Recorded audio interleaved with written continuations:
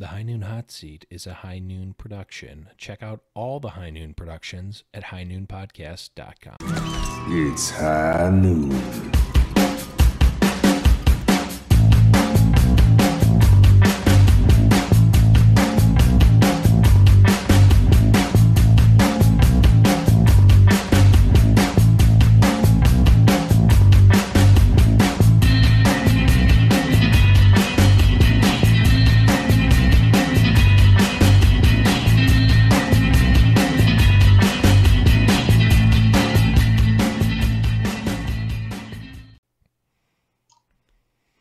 Hello, everyone, and welcome to another edition of the High Noon Hot Seat, a High Noon production. I am your host, the Blevins, and it is the 10th of January, 2018, which, of course, is a very, very important day because that is, of course, the first day, opening day of the Overwatch League.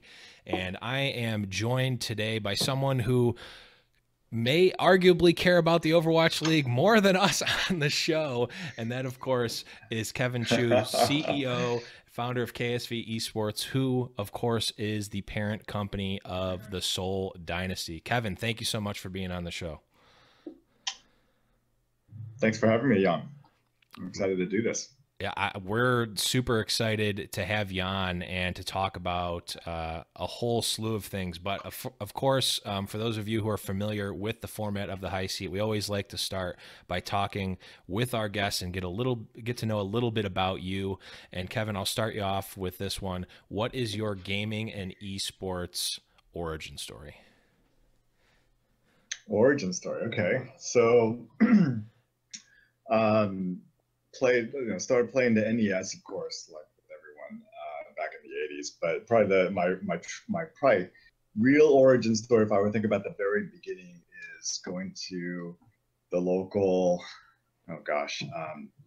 Round Table Pizza, and yeah, they had a Street Fighter 2 machine that everybody's loved, and so played a ton of Street Fighter 2. This is like way back in probably like I'm probably dating myself a little bit, but played like the earliest, Street Fighter 2. This is when you couldn't play the bosses yet; you could only play, the 8 initial fighters. Mm-hmm.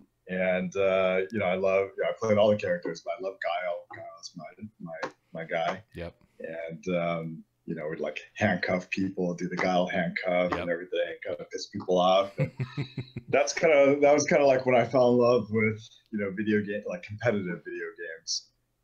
So that's kind of my origin story.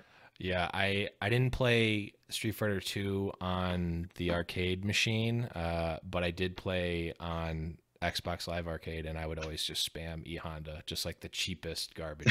I'm not actually good at all, but I could take on, I can put up a fight against most people by just spamming I'm sure E-Honda, when the game first came out, right? E-Honda was pretty weak, because when you did that whole 1,000 hand thing, you couldn't move, right? So if you if you activated that and you were in a bad spot, like people would just jump behind you and throw you. And then in the future, like in the later versions, you can move around while you were doing it. Completely broken. Initial version, yeah, he was totally, I'm sure I've when you can move around and do that, and it does chip damage and cause it's the most broken. I'm sure I've caused many people to smash controllers over the internet with E-Honda. But I know obviously now, being the owner of a team, you are probably in meetings and business talks every hour of the day. But do you actually get to sit down and play any Overwatch now? I do. I probably not lately. Lately, it's been just incredibly busy trying to get ready for the season for obviously Overwatch League today, which has been a ton of work to get ready for today. So hopefully the fans enjoy the game, and we're hoping to do well against Dallas. But League of Legends is getting started next week, so a ton of work with that. Like Overwatch, I play Overwatch and League. Not very good at both. I'm kind of hovering in between gold and silver. So that's me. Yeah, I like I'm sure a lot of people who either cover or deal with Overwatch would love to play 5 times more than they're actually able to. But unless you're a streamer, you probably don't, or an actual pro player, you probably don't get to actually play as much as you want. But moving along, as I mentioned at the top of the show, you are, of course, the co-founder and CEO of KSV Esports, who's the parent company of the Seoul Dynasty. So, you know, I'll be the first to admit I personally not super familiar with KSV Esports, and I'm sure a lot of the listeners aren't necessarily super familiar with KSV. So I wanted to just have you talk to us a little bit about who KSV Esports is and what they're doing, and talk a little bit more about them. Right. So KSV, it's not a surprise that people don't know about it as much. It's a relatively new company. I was literally sitting on the beach, literally in Hawaii in May, when I kind of had this idea that, hey, I should probably give Nate Nanzer a call and see what's going on with this Overwatch League thing. And so yeah, he's like, yeah, you know, it's a good time to talk, and so we kind of set up a meeting, and I started talking to him in late May. And we got it all wrapped up pretty much July 4th. So July 4th is kind of the birthday of the birth of the company, July 4th, 2017. Prior to that, I'll probably just go into it just because it's relevant. But I founded a company called Kabam about 10 years ago. And so Kabam, initially, we made Facebook games, kind of the initial explosion of Facebook games, and kind of really, it wasn't just Facebook games I was excited about. I was excited about free-to-play games, you know, back then. And so I made free-to-play games on Facebook. And then when mobile, you know, devices came out, started making mobile games, you know, a few years later. And so, and eventually, you know, the whole company became mobile-focused in terms of our game. So I spent a lot of time making games. Probably the game I'm most proud of is Marvel Contest of Champions, which is a fighting game similar to Street Fighter. Worked with a lot of, you know, great talent designing games, great engineers building games. So did that for 10 years. So really deep into thinking about the gaming industry, where it was going. I probably for the last 3 years before we sold the company, spent a lot of time thinking about mobile esports specifically. So I was tracking what you know, Christian Sergestrale was doing at Vainglory, or Super Evil Megacorp, which is making Vainglory, and decided that, you know, it's still a little bit early for mobile esports. And eventually, you know, we got approached by a Korean company called Netmarble, which is the largest Korean mobile game developer. It's kind of $10 billion company or something like that. And they ended up buying the company. And so that was, no, gosh, I was about a year ago, actually. So they bought the company, and, you know, with that, I kind of left. They were okay with me being an advisor to the company, not doing a full-time operating role. So I became a special advisor to the executive team. And then I was literally, you know, just traveling the world, catching up with family and friends that I hadn't seen in a while. I was learning how to kite surf, which is kind of my goal. So that kind of brings me to May, where I was sitting on the beach kite surfing, except there was no wind that day, and I was literally just bored out of my mind. And I was like, all right, well, you know, this whole esports thing, kind of wondering where things are at. And so I gave Nate Nanzer a call, and we set up the meeting. And then 2 months later, I was the owner of the Seoul, you know, spot for Overwatch League. We hadn't quite named it Seoul Dynasty yet. And then with that, we then said, hey, you know, like when we get into esports, obviously we're incredibly excited about Overwatch League, but, you know, as we build out our marketing team, our sales team, and all this other stuff, let's get into League of Legends, let's get into, you know, Heroes of the Storm, which we're super excited by. And then we recently opened up a PUBG team, 2 PUBG teams actually. So we've got 5 teams under the KSV banner.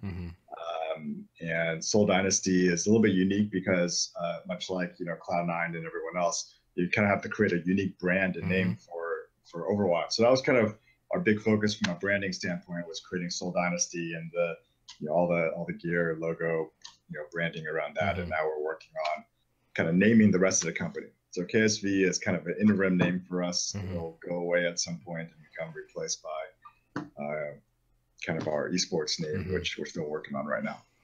Gotcha. So here's a quick follow-up question. I'm sure with dealing with mobile esports, I'm sure you're obviously very familiar with Clash Royale. And my question is, have you spent more money buying the Seoul Dynasty or in Clash Royale? I'm just curious, because I know which one I probably am close to bordering on at this point. You don't need to answer. You don't need to answer that. I tend not to spend. When I play mobile games, I try to get as far as I can without buying stuff. It's just kind of the way I play. So, gosh, I played a ton of Clash Royale when it first came out, but I haven't played recently actually. So I know they launched like this new, you could have 2 players on a map. You've been 2 version. Yeah, so I've been at it way for a out long of time. it. Yeah, I envy you breaking the addiction. I feel like a drug addict when I play Clash Royale. But without getting too far, it's great. I think that's going to be. I think that's going to be. Like, well, there's obviously Arena of Valor in China, but I think Clash Royale is. I mean, gosh, whoever breaks the mobile esports code, it's going to be huge. Yeah, and so Arena of we're Valor. certainly looking at that, and we're looking at Clash Royale and a bunch of other stuff right now in the mobile esports space. Well, if you're looking for people in the Clash Royale space, you've got my number. But let's keep. I'm getting us off topic, which is the problem. But I want to talk about, obviously, you just announced. Actually, I think within the last 2 days, even the Nighthawk sponsorship. I just wanted to get an idea of what that process was like getting that sponsor. Now, I personally work in sales and marketing, so was it just kind of like a boring sales business deal, or was there something more behind it? Gosh, how do I explain this? It was a friend of a friend that introduced me to the head of corporate development and business development there. So we were actually just catching up for lunch, and he was like, "Hey, I'm trying to learn more about esports, and we'd love to. We've done some small things in esports, but I'm just trying to. They actually." I'm not sure if they've announced this, and I don't think it's I think it's all right. But like when I went to go visit their office, they actually had a esports team sitting there playing, and so really, I met them. I can't remember their names exactly, but they had like a team that they've got this really cool room that they built out at their corporate headquarters, and so they had like a whole setup for people to come and play. And so they're really into esports over there, and so they're trying to think about they were thinking about this new product lineup. So while Nighthawk has been around as a brand and they've made some really cool networking gear, their pro gaming lineup or segment within Nighthawk is brand new. So they launched it at CES, and so we were talking about that back in November, I guess, is when we probably first met them and talk seriously about a partnership. And so we were kind of chatting, and so the first meeting was just, hey, here's what we're doing as a company, and we'll tell you a little bit about Overwatch League and what's going on there. And they're like, oh my gosh, this sounds amazing. We're really interested and so we then set up a second meeting at the corporate offices, and then that's when we kind of got into the nuts and bolts of how a partnership would work and how they were launching this new product at CES, and that's right at the same time there would be this Overwatch League kicking off, and it just everyone got excited about the timing and the brand. Having Nighthawk Pro Gaming sitting on the jersey is just cool to have, like on as a brand that we're in partnership with, especially because it's all about performance. And so it kind of came together really quickly actually. So we're very excited about that partnership, and Heidi and Andrew and those folks over at Nike have been fantastic to work with. And a fun fact, they launched this product, so it's on Amazon and a few other places. They sold out in 14 hours, and so we're obviously really happy that we could contribute to some of that, hopefully.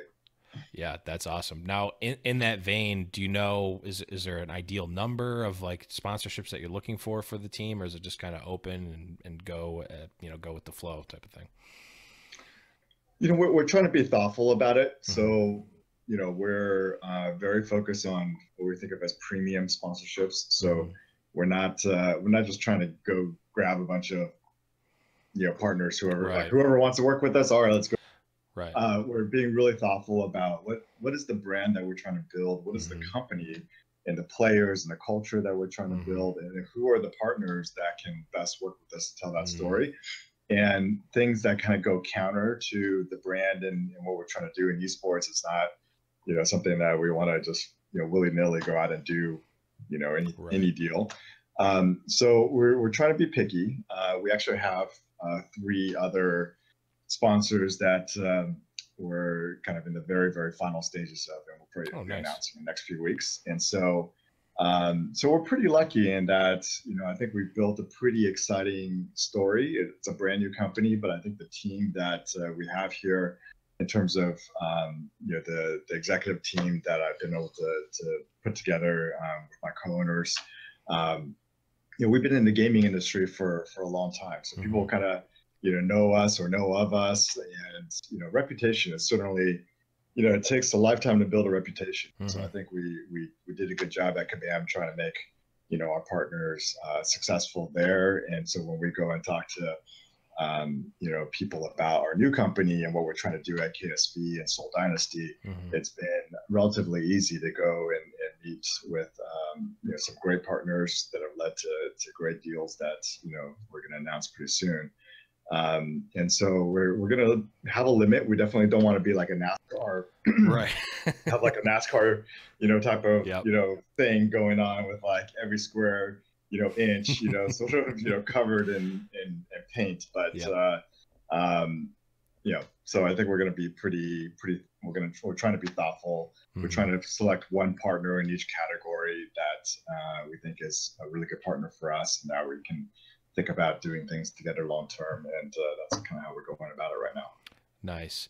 I will say, the last thing I'll say about this is that if you somehow and don't throw it out yet. If you get a Taco Bell sponsorship, I will blindly follow the Seoul Dynasty to the end of time. I'm just saying, don't rule it out. You'll have at least one diehard super fan. I heard, in the power rankings back in December, I think you were.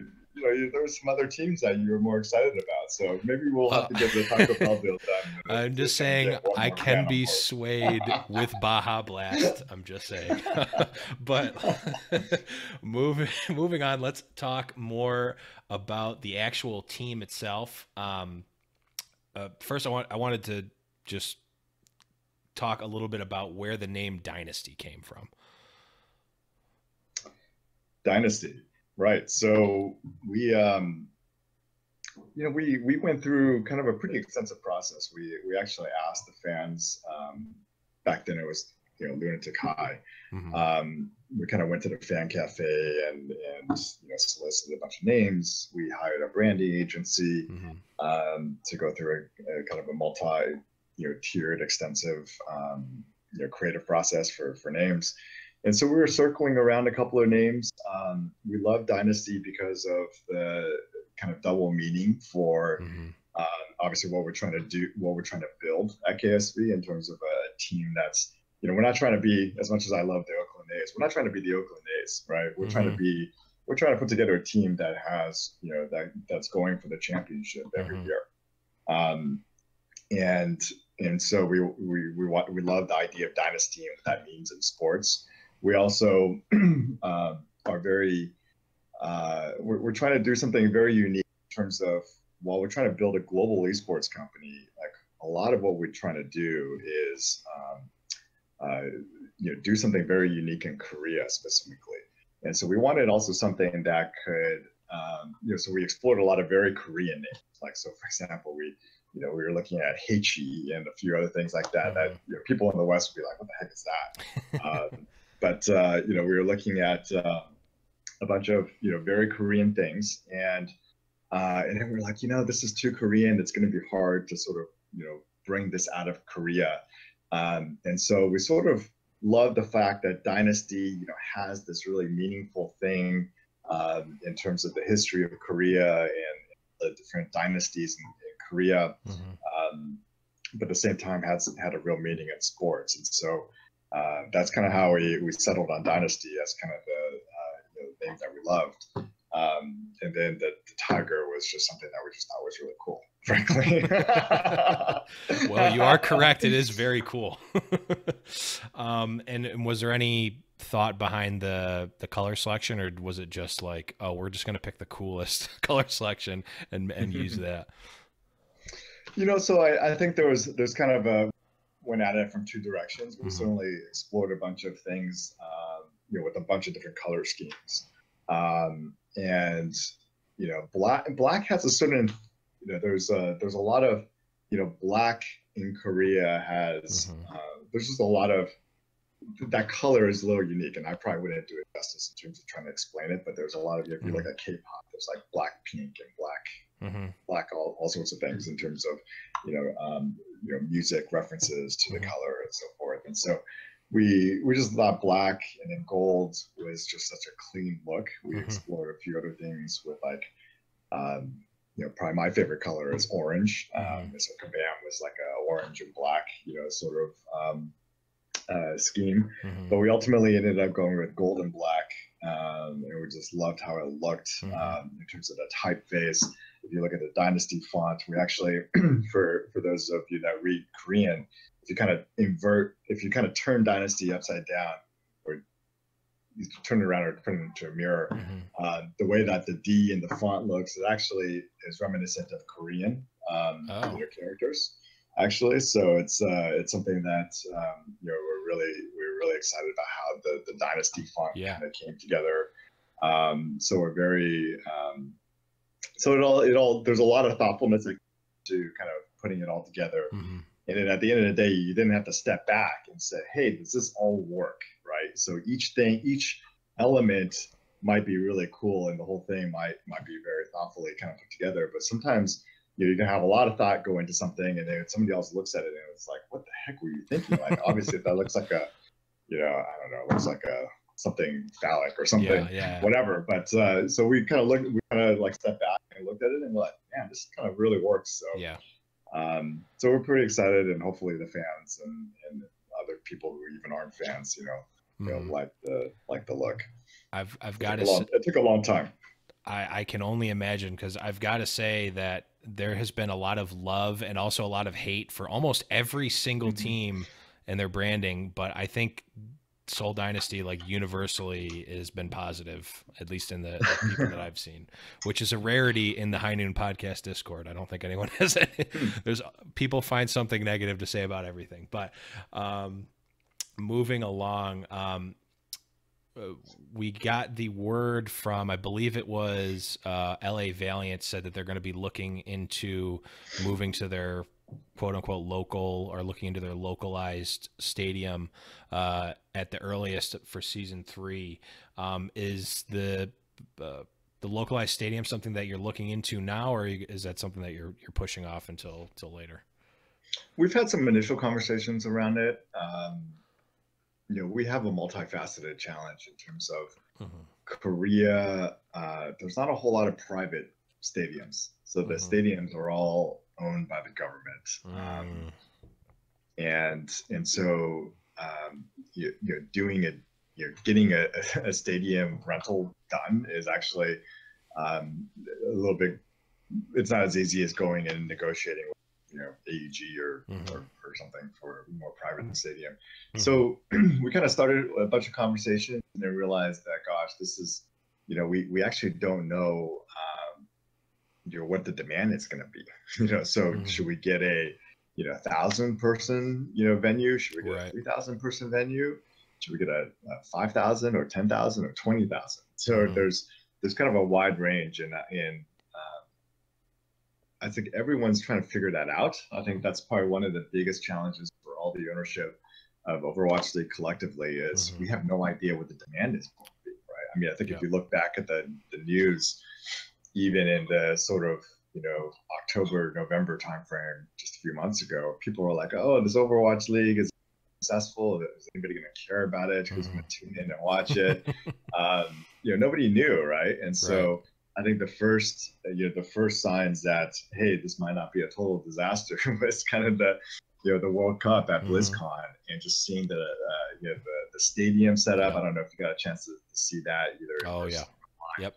But man, that was incredible. It was the energy, the way that it was set up, the crowd. It was just, you're like, wow, this is esports, you know? And so that was a 5,000 person venue that had a huge line outside, you know, during some of the bigger games. It was just like, you know, you couldn't even get into the stadium. And so that was really cool to see. And we've been experimenting with different. So one of the interesting things is that most people know, you know, Korea, you know, a lot of, you know, esports started there. You know, people talk about the StarCraft, you know, tournaments that they held on the beach at Busan, where 135,000 people, you know, showed up to that. But the reality is, when you watch LCK and then even Overwatch, Apex, they're played at sort of 500 person, you know, venues, and they're set up to be kind of mostly a broadcast. Right. So very different than even Blizzard Arena, where you go to the arena and it's this amazing experience in terms of, you know, what they're trying to do with the LED and the lights, the way that they do all that stuff. It's really awesome. In Korea, it's really high production value, but it's not, you know, it's very clearly kind of a broadcast. So it's like going to watch like a Jimmy Fallon, you know, show or something like that, where it's kind of, you're sitting there, it's like a studio audience, but it's really about the broadcast. And so our challenge is not just for Overwatch, but for esports in Korea, and also esports, frankly, you know, for all the Overwatch team owners in the city that there's going to be an Overwatch team. What size venue do you build? You know, do you plan for?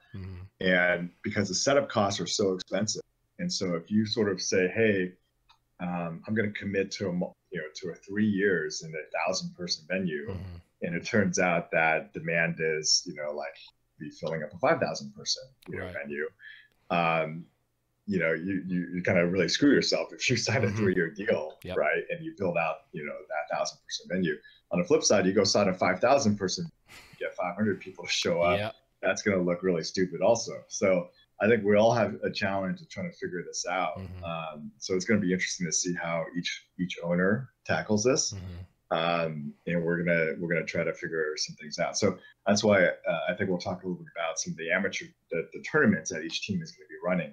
So you were planning to do a number of tournaments in Seoul after the season ends, and so you'll see us try to experiment with size venues, different things to kind of test it out and see what's going to happen.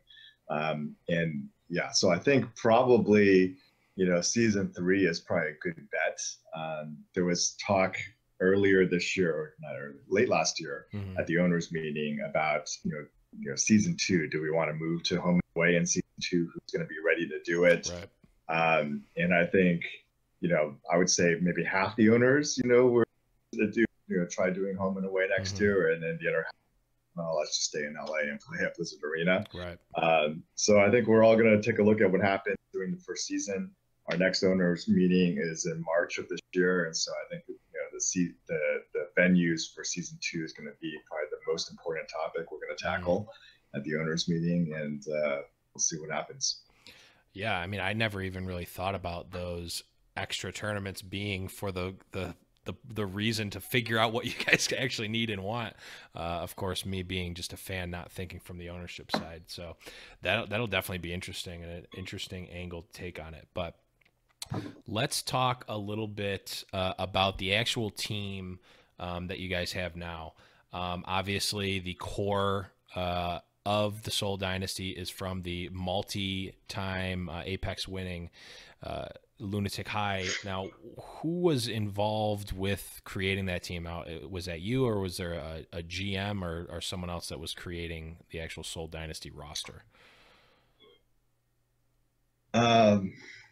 So there is a GM. The GM is Kwon Jun Baek, who was he essentially played that role for Lunatic High. His official title was actually CEO back then. So Lunatic High, you know, I don't know how many people know this, but Lunatic High, the ownership of Lunatic High was owned by a PC Bong Cafe owner. So not exactly an owner, but basically this company made, if you went to a PC Bong in Korea and you order some food, you're like, hey, I want some hamburgers, and fries or whatever. You could actually order it while you're playing your game on this like software. Oh, really? And so this company made that software. That Oh, if you okay. go to a PC Gong, I don't know how many different companies do that, but they're one of the companies that made the software. It's actually pretty cool. You're sitting at your desk and you're just like, hey, I want to get some of the stuff, and they like bring it out to you. So it's this really cool experience when you go to a PC Gong. And so they were doing that, and then they were like the players of Lunatic High they were previously playing, I think, Sudden Attack together, and they went to the owner of this software thing, and they're like, hey, will you guys sponsor us to be help us get into this Overwatch thing that's just starting up? And they were like, yeah, let's do it. And so they pointed to this guy. Kwon Jin Beck was in marketing at the time. He was like the one marketing guy for for this the software company. And they're like, hey, why don't you go do this Lunatic High thing?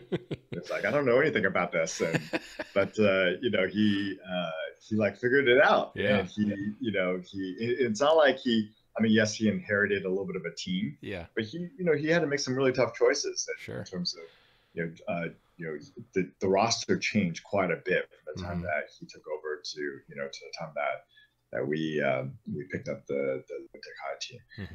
So he's been incredibly instrumental in terms of the roster selection. I would say, it's been a really good partnership between me and him. I would say, he's probably done 80+% of the work, and I've been sort of 20% of kind of the roster. A lot of what we went through between the end of season 3, which is when we announced our deal, and then going into season 4, we knew that we needed to do better on the DPS side of things. And so we tried a couple of different DPS, and we were sort of, trying to put together our strategy. Coach Beck and I were trying to figure out how to work together. And so we tried some things in season 4. We learned some things. Season 4 didn't go great, for us. And in some respects, we kind of knew that we kind of gave ourselves season 4. And I said to him, hey, don't put the stress of winning season 4 on yourself. What we need to do is try things in 4 and get ready for Overwatch League. So let's build the team, let's build the coaching staff, let's get ready for Overwatch League. So we're gonna try some things. Let's try it now. And so we tried some stuff. We learned some stuff, and we mixed up things again, and picked up Fleta. We picked up Munchkin. We picked up Wicked. And so we're I think we've always known, of course, DPS side of things was a place where we needed that to make some big pickups, and I'm super happy about the DPS lineup that we have coming in. And I think that's partly why we're I think when I look at a lot of the analysis, people refer back to season 4 and kind of the GC Sun, see that great team, and they did something amazing in Apex. But I think we were also trying a bunch of stuff back then, and I think coming out of season 4, going into something called the Seoul Cup, which was actually this really cool event that took the top Korean teams and put them against the top Chinese teams. We then at that point like put in the roster we really wanted us to have. So we were actually signing players in season 4 for Overwatch League. We were signing players. So even though some of these players like were playing for other Apex teams, we had already signed them for Overwatch League, but we put the date where they were actually officially after season 4. So when Seoul Cup rolled around, we were kind of really putting our real roster together at that point. But of course, at that point, we were like, okay, well, we got these kind of coming in. How's it all going to work? But I'll say that, man, Coach Beck did a great job, and the teamwork, the energy that you feel when you walk into that house is just unbelievable. The players really get along. There's a real camaraderie around them. They really enforce teamwork, and so I'm super excited about how all of them have kind of melded together with the core Lunatic High, roster. And at this point, if you look at the roster, there's 5 people from Lunatic High, and there's 6 that we put on from other teams. So it's it is a mixed point. And so we're going into season 1 with a lot of work having to get this roster to learn how to play together. How do we use strategies that were different than what we did in APAC, right? With Eska and June and Who Are You? We had we had certain strengths in the DPS side and so forth, and we kind of created strategies with that DPS and our tank and support composition in mind. But with the new DPS coming in, we've really kind of are putting together some really interesting new strategy that we're going to show Dallas tonight. For sure. And I mean, that actually kind of feeds into one of our fan questions from Raycor. So you're talking a lot about obviously bringing on new and by many metrics, almost not to speak ill of the other players, but an upgrade in terms of the DPS line. What was kind of the rationale behind having so many? I mean, you look at the roster now, you've got 5 DPS players and only 2 supports on the roster. Is that just because of the strategy going in where you think you can flex is more with the DPS, or what was kind of the thought behind that? So generally you'll see, I think our strategy coming in was that we wanted, DPS is probably one of the harder roles to play. Now there's obviously there's some great DPS players on other teams that can play a lot of characters, a lot of heroes at a world-class level. But I think when we put together our roster, so first of all, we do have some people, and I haven't taken a look exactly how Overwatch League classifies our roster. We actually have people who may be classified as DPS or actually in a flex role. So you'll see, for example, Guido is actually, he's meant to be in a flex role, not a pure DPS role. So you'll see him play some things that are outside of a core DPS.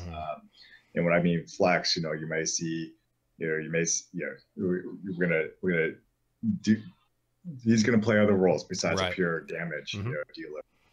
And so I'm not sure exactly how it's classified. I don't think of us as having a full 5 DPS, but we do have different DPS because we are experimenting with different strategies, and frankly, the strategies around each map, we're actually creating strategies around each map, because I'm sure a lot of other Overwatch League teams are doing. So you'll see us kind of be experimenting with very specific things on very specific maps, and having different DPS in those. And so generally the DPS, especially when you see a Tracer running around or you see the other things, I mean, they're like that, or you see a Widowmaker on the field. The map, understanding the map at an incredibly detailed level, understanding exactly the angles, where you're gonna flank somebody from. Those are things that DPS needs to, we want our DPS to be very, very specialized. So, so we do have more DPS. Now, in terms of supports, I think we're a little bit lucky, right? We also have Toby, probably 2 of the best supports in the world, frankly. So I do think, we'll look to, we're going to look to think about how we do, during the first split of the season on the support side. We purposely left 1 spot open on the roster to kind of see, hey, what happens during the first split and what do we need to change up. So there'll be a window that opens up after split 1 for teams to either do trades or pick up free agents. And so we kind of left 1 spot open to allow us a little flexibility as we kind of see what happens during the first split. Nice. It is nice to see that extra spot open. I mean, it's nice to see the extra 1 spot open, not the extra 6 spots that some other unnamed Florida teams may have. I'm really rooting for you guys. I'm trying to. But moving on. Obviously, right now everyone's playing in LA, but the Seoul Dynasty is in a way representing Korea. You're the only Korean team in the league. So has that brought any extra pressure, especially considering the, like you mentioned, the birth of esports being in Korea and just the track record of success in Korea? Is there any extra pressure put on you as the only Korean team in Overwatch League? I think the fans in Korea are definitely, there's a different standard in Korea, I think, than, and I'm still learning this, so while I've been learning and following esports for a while, understanding the fan interaction in Korea is pretty unique. And so, with the level of behavior and expectations that the fans put to the players is it's quite intense. And so I think the players have an incredible burden trying to live up to the fans' expectations that frankly I feel like I'm certainly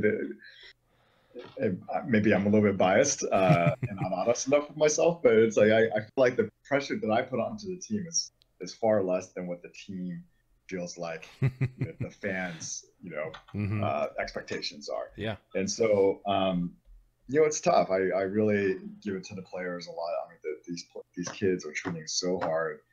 I call them my boys. They are not taking anything for granted in terms of preseason or any power rankings or anything like that. These guys are training for every single match as if it's as each match counts. And so I do think there's trying to represent, they feel like they represent Korea. There's two other kind of full Korean rosters. But I do think our players, the burden that they feel from representing Seoul is a big one. And I don't really know what to do about that. I mean, I try to shield them from some of it, frankly, in terms of a lot of fans will say, hey, we want to do things. So my philosophy is very much about interacting with fans. So you'll see me try to do a lot more things like this. And we've got a Discord channel as well that I'm trying to be active in, and Twitter and all these other. You were active in our Discord channel. And I love that. And I want the players, when they feel ready to do it, to do it. But I'm certainly not pressuring the players, right? To feel like they have to interact in ways that they're not comfortable with. And part of it is also a language, issue as well. But yeah, I think the players have very high expectations of themselves, knowing what the fans, knowing that they have a fan base that just loves them. Right. So that kind of bleeds in a little bit to the next question of, obviously Overwatch League is, like we mentioned before, all going to be taking place in LA. The times that the games are going on are mostly NA centric. I'm guessing there really has there been any issue with really kind of garnering that what will at some point be your local fan base in Korea, or is it just like it just gone so above and beyond just because of the love of Lunatic High and the players that it really hasn't been an issue for you yet? No, it's something that we're still trying to build the fan base in Korea. And so we have a marketing team that is, staff that is doing a lot of, we're creating a lot of content in Korean language, but we're also, of course, translating it for English language. And you'll see us actually, do Chinese as well soon. And so I think, we're trying to build a pretty global esports business.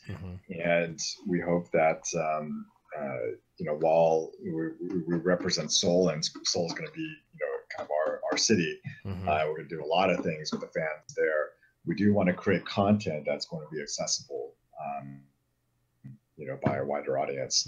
But you'll see us put a special emphasis on our Korean fan base and how do we do more and more interesting things for them. So, for example, we were one of the first, maybe only Overwatch League teams to have done the major event kind of in our city already. Yep, I remember seeing that. It was amazing to see the turnout for that. Yeah, that was we sold out. So I was mentioning that the play-in is 500 person sort of capacity, and so when we were putting our fan event together, we said, all right, well, how big should we go? And again, going back to testing and trying different things, we said, all right, well, if we only do 500, we know we can fill 500 because when we play, we do fill up the 500 person arena. But let's try to go to maybe 1,000. It's like double it and see what happens. And of course, as we were looking for venues, we couldn't find, a good 1,000-person, venue that kind of met all the specifications that we wanted to do in terms of. So we ended up going with a 1,500, person, capacity. And we thought, all right, well, if we don't sell tickets, we'll, take seats away. And it's kind of a rectangular room, so you can sort of take things away from the back. And kind of make the room feel a little bit smaller and not feel like there's a bunch of empty chairs. And so we put these tickets online, and they're supposed to go on sale at 5 p.m. And I was in the office, and I was doing a press interview at 5 p.m. and we put the thing on at 5 p.m. And literally I got a text, 90 seconds into my interview that said, "Hey, we sold already." So yeah, wow. It was unbelievable. We sold out in 90 seconds. That's insane. This event. So, again, we're going to try different things, and we don't know, but we would hope to basically, representing Seoul, that we can really get the city of, Seoul. We're really excited about Overwatch, excited about the Seoul Dynasty. And, I think the vision of the Overwatch League is to have, a team per city that really develops that market and does something really entrepreneurial and exciting in terms of building out esports in that city. And so we're super happy to be tackling Seoul. And I think we've got a great team built up to be able to, do events, do, marketing and content creation. We're going to build out a television production, not television. We're going to build out a media production, studio in Seoul. We've got a film crew. I don't know about crew, but it's a person. In Los Angeles, embedded with the team. So you're going to see us create a lot of really cool, content about our players in LA and kind of the journey that they're in to America and competing in the Overwatch League. Trying to tell the backstories of each of our players. So you're going to see us try to do a lot of that stuff and really tell the story of our players better. Yeah, I mean, you've definitely got a great and star-studded team to do that right off the bat, which is awesome. But moving into that, you've already kind of mentioned, obviously you've got your match tonight against Dallas Fuel, but who do you see as Seoul Dynasty's early rivals in the Overwatch League, whether it be this season or the seasons going forward? Well, this season, I think, great team. They've got incredible players. I also really love their teamwork, and they've got a core. They're starting with their core as well. That it was done fantastic in Apex. We have a ton of respect for them. Yeah, the Outlaws, I think, are a great team as well. So I know, I have a ton of respect for their players and their what they're doing over there as a nation.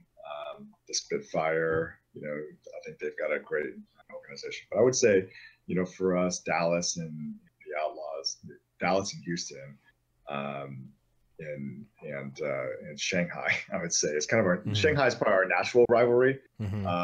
And probably similar to kind of the power rankings that everyone had. People don't have them ranked that high. I was hoping that in China they would put together an amazing team, and kind of on paper their players are actually not horrible, not bad. They actually just announced that they recruited the miraculous youngsters coach who's fantastic, who I hear is fantastic actually. So I think they're going to be making some moves, and I would expect Shanghai to make some moves in the open, either in the trading window or the signing free agents or whatever. So I mean, you can't underestimate a country of 1.3 billion people, right? In terms of producing some fantastic talent, and then I think the Fuel and the Outlaws are who we're going to be looking at pretty closely. Gotcha. I know you've just made a lot of people in the High Noon Podcast Discord very happy for how so? Well, because those are probably the two most represented fan bases in the Discord. And then you've got Yeah, you've got a smattering of others, of course. I know it's kind of a secret because I only wear the hat every day and have everything that I own branded as NYXL, but I'm an XL fan. But but definitely, I mean, I think there's going to be a lot of rivalries going on between a lot of the teams. But if there were, this is obviously a hypothetical, but if there were another Korean team in Overwatch League in a future season, do you think that there would be a natural rivalry there? And how much do you buy into those sort of almost like pre-built, based on nothing but geography rivalries? Well, let's say that we are the exclusive Seoul team, so you're not going to see another team in Seoul. Right. So technically, I guess somebody could buy Busan. I'm not sure if you're going to pay the entrance fee for Overwatch League. You're going to go buy Busan, but I think it could be good for us to have a rival in Korea, but I'm just kind of representing Seoul specifically, and so if there is a rival in Busan, I think that'd be a lot of fun. GC Busan certainly put together great talent coming out of that area. So I think with New York and with London, there's a little bit of kind of a natural rivalry, in terms of but I would almost say there's actually more of a kind of a very friendly aspect going on. Yeah, so like we're trying to we're trying to share food together, and we're trying to help our players get all situated and feel like they're not get too homesick, and feel like there's a community that they can talk to and so forth. So I actually think the getting all the teams together in LA is just so fantastic in terms of having all these players from around the world feel like there's this really nice community that they can kind of get to know in this first season. So I think there's probably more friendliness between us and the other Korean players, as opposed to a feeling of intense rivalry. And so I think actually, when we look at it, it is the Outlaws and the field that we kind of set our sights on. Gotcha. So you're not saying, I just want to clear this up for the people in chat and in the future, you're not saying that New York Excelsior is not as good as those other teams. You're just saying there's not as intense of a rivalry against that team. Yeah. Okay, perfect. Just wanted to clarify that for everyone who's listening and is going to try to use this against me or anyone later on. Or me. Yeah, yeah, exactly. But we are coming up close to time, so I want to just run through a couple more questions relatively quickly, because we obviously have to go and watch some Overwatch League. Can't believe I get to say that finally. But can you give us any insights as to whether you're going to be running an academy team for Contenders, or where maybe what region you're going to be playing in for Contenders, and anything behind that? We're not running. We're not. I now know that didn't participate in creating a Contenders team in the first, kind of right off the bat. Now, having said that, we are interested in creating a Contenders team. So, but because we didn't join in this initial formation process, we're actually going to have to start even below Contenders. So it's going to be fun. Oh, okay. We're going to have an Overwatch League team. I don't even know what, like an open division team. Yeah, like an open division team. So we're gonna have to compete in open division or whatever it is to actually compete for a Contender slot. Yeah. But the challenge for us of kind of having to get situated from so for New York or London, I mean, in some ways, they've got these Korean players, coming to LA. But for Cloud9, they've got all this infrastructure set up in LA. We had to set up LA from scratch, basically. So we were just like so overwhelmed with just trying to get ready for Overwatch League and getting visas and getting our team house, getting the equipment, getting all this basic stuff set up. That we're like, there's no way we could take on a Contenders. We could start a Contenders team at this point in time. So we are interested in it. We're going to evaluate kind of when we do it. So it may be next year, maybe a little bit sooner. My understanding is that this season, I haven't read through all the Contenders stuff as much, but my understanding is that the seasons are going to be shorter. So there may be an opportunity for us to get in a little bit earlier. So you're going to have a professional level major league type team, and then you're also going to have a T-ball team that has to play. That's right. Can't wait. But I just have two more questions for you.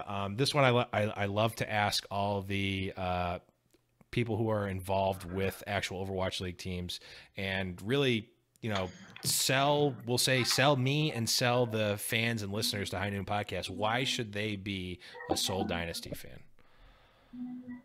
Well, I hope that was going to be exciting to watch. I think it's always been a little bit hard as a Westerner to kind of follow Korean esports, and we're really, I think, probably the exciting thing that we're going to offer to Overwatch League fans is that we're taking this Korean team who's representing, Seoul, and we're going to help really put a very friendly face, to them in terms of helping to tell that story. We've got a full team of translators that we've brought on board to translate things. We're actually giving our players English lessons. We specifically recruited a player that has good English skills. He's lived abroad for a number of years, and so I think be a Seoul Dynasty fan, because I think we've got a killer team full of some of the best players in the world in each of their respective roles, and we're gonna put a much more Western friendly face, on that, not friendly face, but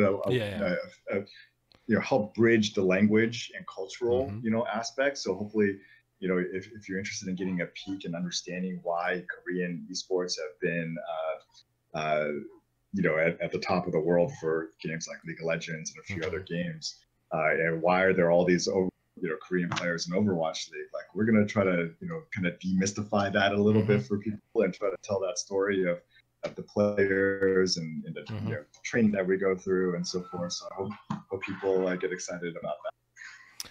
Yeah, I usually end with that question, but I have to ask one more, and this might actually be the most important question I ask for the whole interview. How in the world do I get one of those awesome Seoul Dynasty hoodies? Because I feel like I need that in my life. So these we can't sell, sadly. So we made these for kind of the players, staff, to kind of feel like there's a feeling of camaraderie and so forth, and that we're all on the same team. But unfortunately, the stuff that you can buy is only Overwatch League stores. Gotcha. Oh man. Well, here's one thing. If you get that Taco Bell sponsorship and there's a Taco Bell logo on a hoodie, give these away. Okay. Well, maybe we'll have a conversation after this. People are interested. I mean, I'm interested, but I'm not going to sell out completely on the show. But not that I haven't before. If I could get you to convert from a New York fan to a Seoul fan, I'll try to get you one of these. Oh man, I've got a lot to think about here, but that is going to be it. Carefully, my friend. Carefully. Now I'm getting bribed on camera. I can't even deny that this happened. It's going to be all over Reddit tomorrow. But that is going to be it for the interview, Kevin. I can't thank you enough for coming on the show. The floor is yours. Do any sort of sellouts or promotions that you'd like to do. You've got the platform. I mean, the only thing is, hey, we're trying to we're starting up our Discord, channel. I'm having a ton of fun in our Discord channel. So hopefully you come into our Seoul Dynasty Discord, which we're posting on our social media. So if you look on our Twitter and our Facebook and so forth, we'll have links to our Seoul Dynasty Discord. Come hang out, chat. Hopefully when you're watching the game, whether you're a Seoul Dynasty fan or not, come hang out and get to chat with some of the other folks who are involved in putting this great organization together, as well as meet some of the other fans. Awesome. Well, everyone, thank you all for listening. Kevin, thanks again for coming on the show. Good luck tonight against Dallas, for sure. I can say that without betraying anyone. Definitely beat the fuel. And thanks again for coming on. You're welcome back. If you ever have anything like a Taco Bell sponsorship to announce, we can. I'll definitely do an exclusive interview there. 100%. All it'll cost you is 3 gallons of Baja Blast. But in all serious, thank you so much for coming on. Really enjoyed. Really appreciated having you on. And good luck tonight. Hey, thank you. All right, everyone. All right, that's going to be it. Say goodbye to Kevin, everybody, and go watch some Overwatch League. We get to watch Overwatch League. Go. Bye. Everybody, have a good one. Enjoy the league.